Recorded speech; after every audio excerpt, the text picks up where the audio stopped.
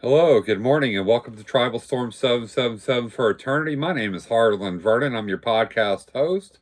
Welcome to my channel and happy, joyous, and free morning of February 22nd, 2024. This morning we'll be reading The Language of Letting Go, Daily Meditations for Codependence by Melody Beattie. Once again, happy February 22nd, everyone. Today's meditation topic is solving problems. Now, I have to give a precursor here, as I'd like to dedicate this podcast to Charlotte Sanchez. I'm sorry for mentioning your name, dear, but I care, and I'll complete my salutation at the end of the podcast. So, solving problems. I ask that you might help me work through all my problems in your glory and honor. Alcoholics Anonymous. A bunch of drunks wrote this. No shit. Many of us have lived in situations where it wasn't okay to identify, have, or talk about problems. Oh man, that's the way I grew up. Denial became a way of life, our way of dealing with problems. In recovery, many of us still fear problems.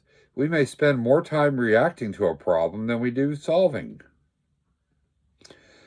If we miss the point, I read that wrong. In recovery, many of us still fear problems. We may spend more time reacting to a problem than we do solving it. We miss the point, we miss the lesson, we miss the gift.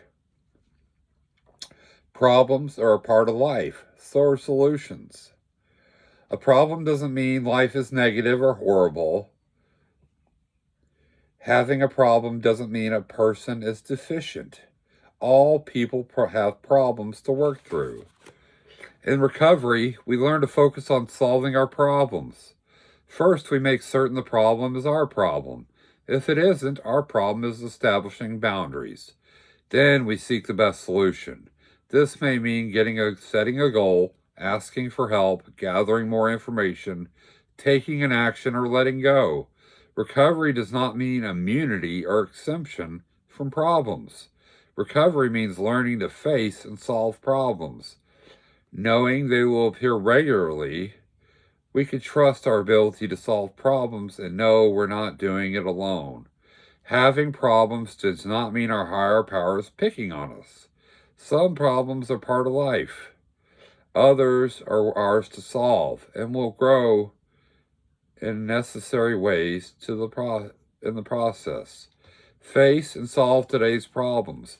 Don't worry needlessly about tomorrow's problems, because when they appear, we'll have the resources necessary to solve them.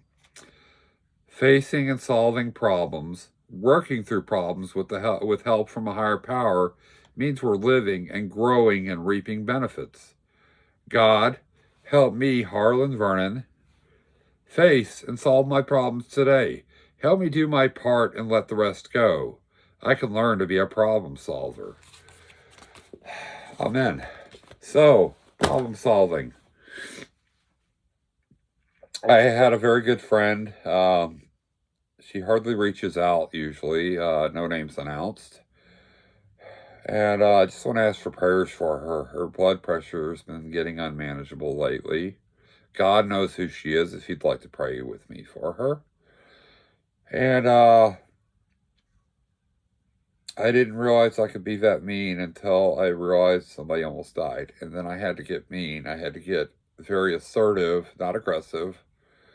Maybe bordering on aggressive. I don't know. I used to play soccer, and I was one aggressive son of a gun. Or assertive, at least. Soccer's not really an aggressive sport. Not very contact intensive. But, you get out there, may trip a few guys and get a few red and yellow cards, right? It's all in the game. So, solving problems. What I've realized in life is that this is a problem solver. It's accurate if I trust it. If I trust that God made me this way to have a good problem solver on my head, remarkably things smooth out. But when I'm in denial and I don't solve my problems, or I don't react, I react to them and don't solve them, then all of a sudden this thing right down here, this thing lies to me. It tells me all sorts of things. Step back, it's my belief that demons, devils, they're of our own making. That's man's idea. So mote it be. Who gives a shit? But you make your own demons, you make your own hell, you also make your own heaven and your own memories. So for me, myself, Harlan Vernon, would like to create memories that I'm proud of in this life, that I could go one day wherever the universe's creator is that I keep poking, and he pokes back so damn hard. I would like to sit in his lap one day, however that works out. I've heard of near-death experiences where people sit on their daddy's lap and they just review their life and the time they're dead, it's like they've been there for years and they've only been dead 30 minutes. I've had a similar experience. But I'd like to sit on his lap and I'd like to be joyous about all the things I did with what he gave me, how he built me, how he designed me. I'd love to tell even my dad on earth that I'm so proud of what I learned and so happy with the experiences I have. So with that, I'll get off my soapbox for a second. I just want to wish you well. Farewell to thee. And I hope you're happy today. I hope you have a kind peacefulness in your heart.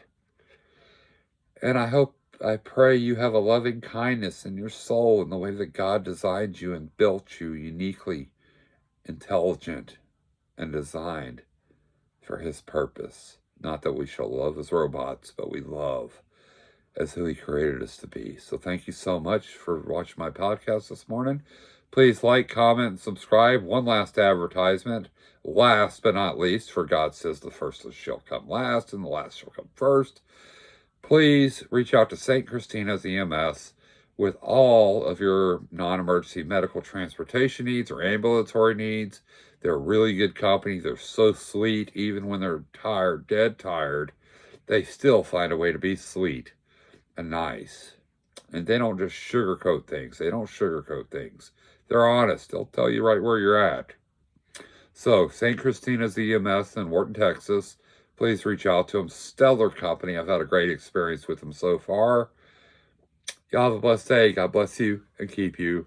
Wrap that snake on a tree. Be sure it doesn't bite you anymore. God bless you. Take care.